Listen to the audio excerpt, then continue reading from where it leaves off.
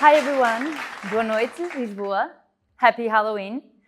My name is Astra and I am the community manager here at Studio Ellipsis. And tonight we will show you the thing that has kept us sleeping with the lights on for the past few months. We are a relatively new team. We are building a game in Portugal, and as someone who was born in this city, I can tell you that I am very proud to be building something new and unique as a part of this incredible team. And for now, please, let's welcome Nightholme, and please welcome the head of Studio Ellipsis, my boss and my friend, Alex Amancio.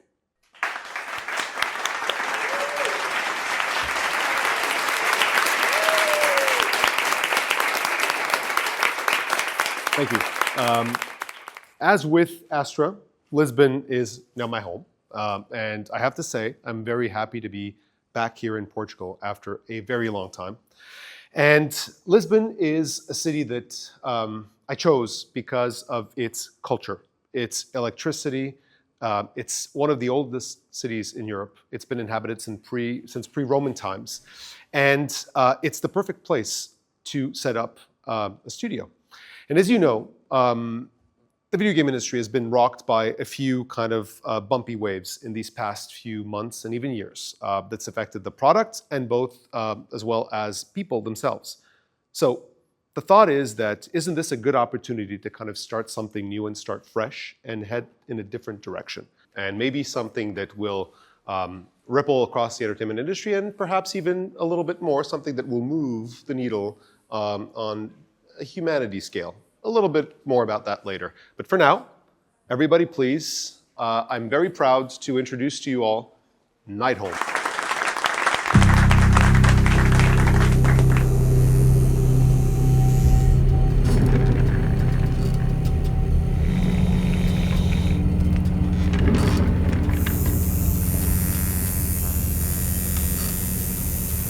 You a priest? Was. I stopped believing in fairy tales.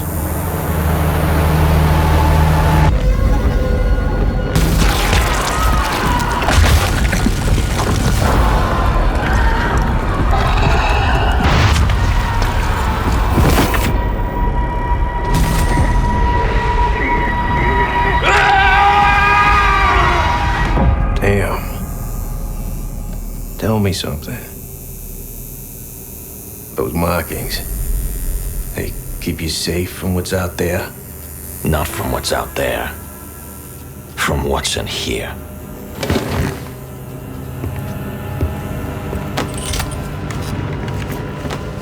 That blood's running heavy, man. You want me to wipe it? Don't bother.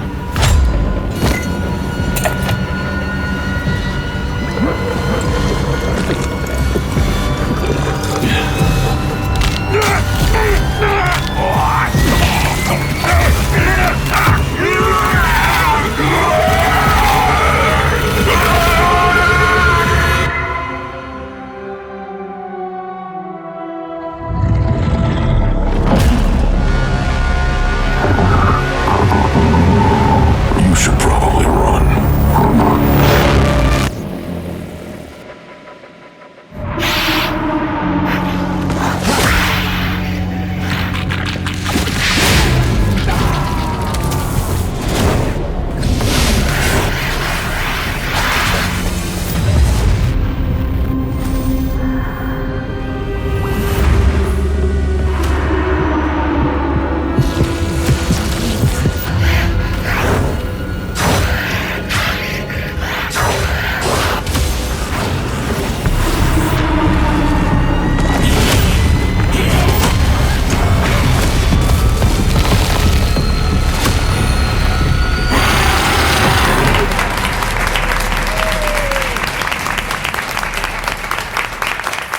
Okay, I have here a few questions from our community, from our Discord. And if you have not joined our Discord already, now is the time. It is live, okay?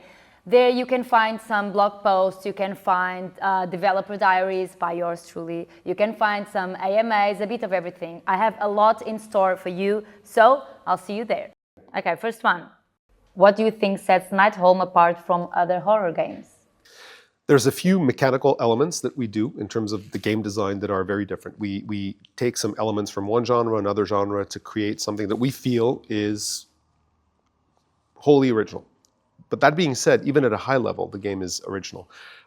This is a game about hunting monsters, but in order to fight monsters, you yourself have to become a monster. So it's that idea of surfing the line between empowering yourself to be strong enough and monstrous enough to fight monsters, but not delving so deep into it that you yourself become a monster. So it's this idea of trying to preserve your humanity in a situation where you have to kind of dehumanize yourself in order to fight things that are too strong for you to be able to do it as a human being. Okay, next question.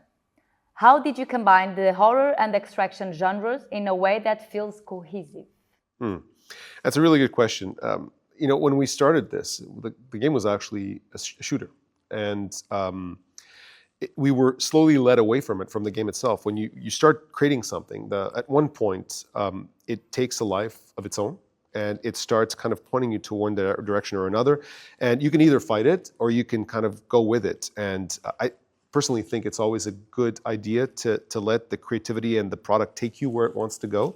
So the game kind of started evolving into something very different, very original. It became a third-person action game. The horror was always part of it, but it also evolved. This idea of turning into a monster, this idea of playing with characters' perception, of delving into insanity. All of that stuff kind of layered on top of the original concept, and it's been really leading us towards an amazing and original kind of combination of different genre ideas to create something that I think will be feel really fun and original to a lot of players. Okay, next question from the Discord. Why did you choose a stylized visual direction instead of going for realism? That's an awesome question.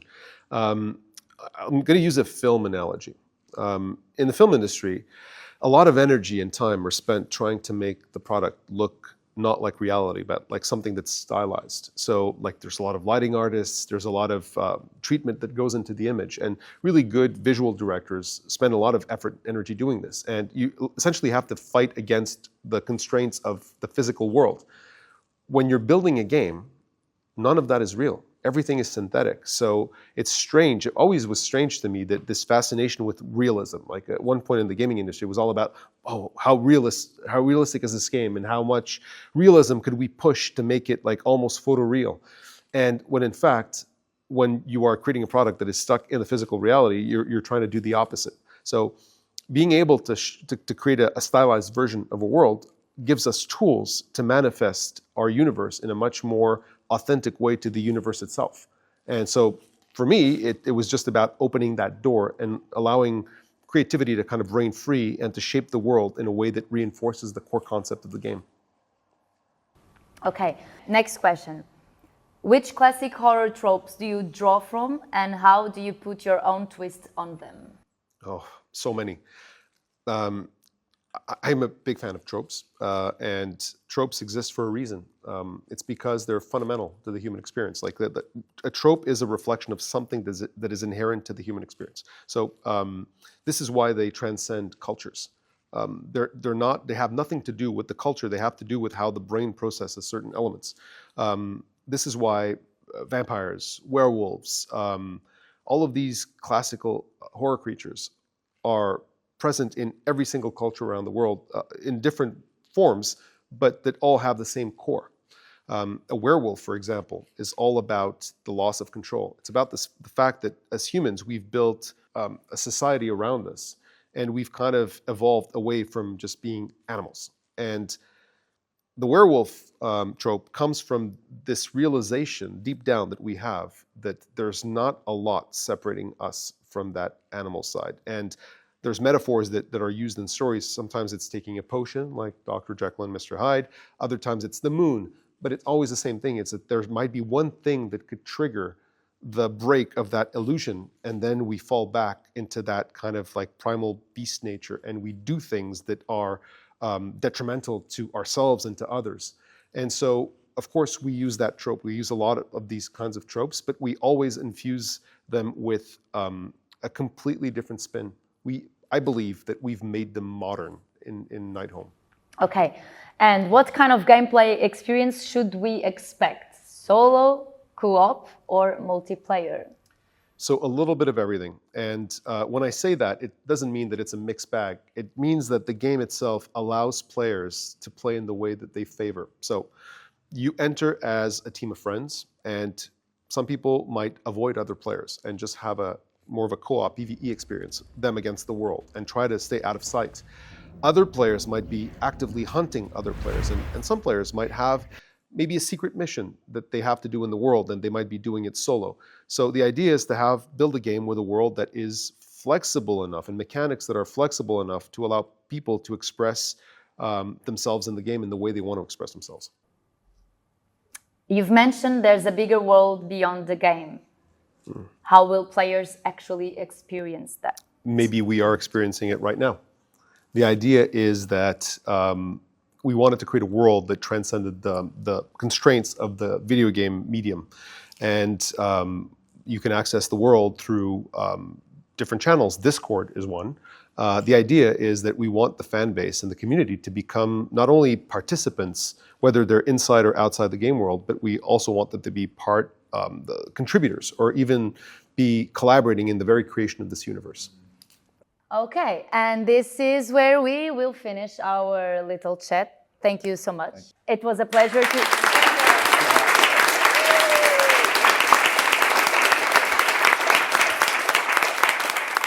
If you haven't joined us on the Discord, please do. If I failed some of your questions, please send them again, and I will do my best to answer them to you guys. Thank you, everyone, and this is how it starts. Please follow us through this journey. Thank you again.